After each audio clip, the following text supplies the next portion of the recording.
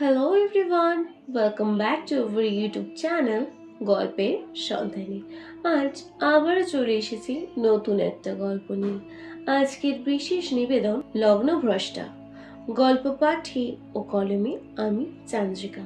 শুরু হচ্ছে আজকের বিশেষ নিবেদন। একটা সময় এই খবরে গোটা পাড়া কেঁপে উঠেছিল যে মোড়লের মেয়ে লগ্নভ্রষ্টা হয়ে গেল। সেই শোকে সে গলায় দড়ি দিয়েছে। ঠিক তেমনি সেই গায়ের করবীর জঙ্গল দিয়ে যাতায়াত করা লোকের সংখ্যা কমতে লাগলো, কারণ কোনো অবিবাহিত পুরুষ নাকি ওই জঙ্গলে ঢুকলে সে আর বেঁচে ফেরে না। পরের দিন নাকি তার লাশ বের হয় সেই জঙ্গল থেকে। এইসব কথা সবাই বিশ্বাস করলেও শিবুর ছেলে গোপাল এইসব কথা কোনোদিনই বিশ্বাস করতো না। সে ছোট থেকে বেশ সাহসী ছেলে ছিল। গোপাল শহরে কাজ করতে যেত, ভোরবেলা যেত আর বিকেলের মধ্যে গ্রামে চলে আসতো। কারণ তার বাবা তাকে সব সময় বলে দিয়েছিল যে সে যেন রাত হলে ওই জঙ্গলের মধ্যে দিয়ে না যায়, পাশের ঘোর পথ দিয়ে যেন সে বাড়ি ফেরে। এমনই একটা বর্ষার দিনে গোপালের কাজ ছেড়ে বাড়ি আসতে বেশ রাত হয়ে গিয়েছিল। ট্রেনটাও বৃষ্টির জন্য অনেক দেরি করে ফেলেছিল। স্টেশন থেকে বেরিয়ে স্বপন কাকার দোকানে চা খেতে যায় গোপাল। কাকার সাথে কথা বলতে বলতে গোপাল বলে, বুঝলে কাকা, আজ করবীর জঙ্গল দিয়েই বাড়ি যাব। শরীর আর দিচ্ছে না গো, এত ঘুরে ঘুরে আর যেতে পারছি না আজকে। এই কথা শুনেই স্বপন কাকা বলল, খবরদার, না না, ওখান দিয়ে যাস না, ওখান দিয়ে ভুলেও যাস না গোপাল। গোপাল তাও কোনো কথা শুনল না কাকার। সে কোনো কথা না শুনেই ওই জঙ্গলের মধ্যে দিয়ে যাওয়া শুরু করে দিল। জঙ্গলটা সকালে একরকম রূপ ধারণ করে আর রাত হলে আর এক রকম রূপ ধারণ করে। এই কথাই ভাবতে ভাবতে যাচ্ছিল গোপাল। এমন সময় গোপালের নাকে ভেসে এলো রজনীগন্ধা ফুলের সুবাস। এছাড়াও কানে এলো হালকা নুপুরের ধ্বনি। সে ভাবলো, এত রাতে এখানে কে নুপুর পরে ঘুরছে? তবে কি সত্যি সে আছে? এই ভাবা মাত্রই গোপালের শরীর ভারী হয়ে গেল। মনের মধ্যে এক অজানা আতঙ্ক ছেয়ে গেল। হঠাৎ গোপালের মনে হলো ওর পাশে কেউ একটা আছে। ও পিছনে ফিরে তাকাতে চাইল না, কিন্তু কোনো এক অদৃশ্য শক্তি ওকে পিছনে ঘুরতে বাধ্য করলো।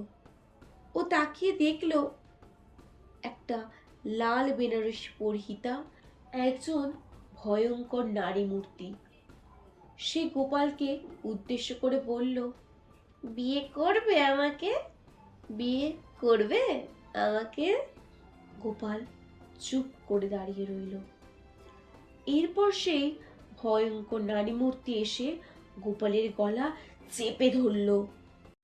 এরপর গোপালের সাথে ঠিক কি হয়েছিল সেটা জানতে হলে অবশ্যই গল্পের সন্ধানের সাথে জুড়ে থাকুন। আমাদের চ্যানেলটিকে সাবস্ক্রাইব করুন, সবার প্রথমে নোটিফিকেশন পাওয়ার জন্য পাশে থাকা বেল আইকনটি ক্লিক করুন। প্রচুর প্রচুর শেয়ারের মাধ্যমে আমাদেরকে আরও উৎসাহিত করুন নতুন নতুন গল্প লেখার জন্য। গল্পটির পরবর্তী অংশ শুনতে হলে অবশ্যই আমাদের চ্যানেলের সাথে জুড়ে থাকুন। গোপাল তখন প্রবল কষ্টের মধ্যেও বলে উঠল, আমাকে ক্ষমা করে দাও, আমি তোমার কোনো ক্ষতি করিনি, কিন্তু তুমি যাকে খুঁজছো সে আমি নই।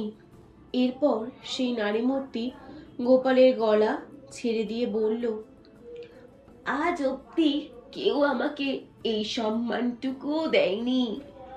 আমার বাবার কাছে ছেলের পরিবার আরো অনেক অনেক পণ চেয়েছিল, সেটা বাবা দিতে পারেনি বলে তারা এলো না। তাদের ছেলের সাথে আমার বিয়ে দিল না। তারপর আমার এই পরিণাম হলো। আমি প্রতিশোধের আগুনে জ্বলে উঠলাম। আমি প্রতিশোধ নিতে চেয়েছিলাম। গোপাল বলল, সমস্ত পুরুষ জাতির হয়ে আমি তোমার কাছে ক্ষমা চাইছি। তোমার সাথে অন্যায় করা হয়েছে। আমি এই সমস্ত ঘটনার জন্য তোমার কাছে ক্ষমা চাইতে পারি। এর থেকে বেশি কিছু করা তো আমার পক্ষে সম্ভব নয়। তুমি তো অপরূপা, কেন তুমি নিজেকে এই রূপে এখানে আটকে রেখেছো বলতে পারো? নিজেকে মুক্তি দাও।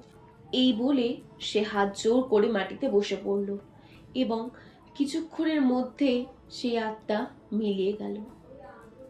এরপর গোপাল যখন বাড়ি ফিরে সবাইকে সব কথা খুলে বলল, তখন সবাই অবাক হয়ে গেল।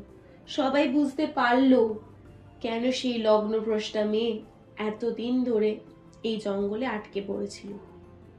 এবং সবাই গোপালকে আরো অনেক ভালো ও বড় মনের মানুষ হওয়ার জন্য আশীর্বাদ করলো।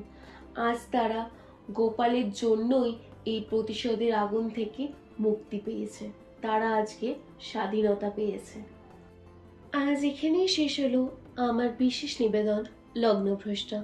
গল্পটি কেমন লাগলো সেটি অবশ্যই লাইক ও কমেন্টের মাধ্যমে জানাবেন। আমাদের চ্যানেলটি ভালো লাগলে অবশ্যই সাবস্ক্রাইব করবেন। পাশে থাকা বেল আইকনটি ক্লিক করবেন যাতে সহজেই আপনার কাছে আমার বলা গল্পগুলো পৌঁছে যায়। ভালো থাকবেন, সুস্থ থাকবেন। দেখা হচ্ছে পরের এপিসোডে। ততক্ষণ শুভরাত্রি।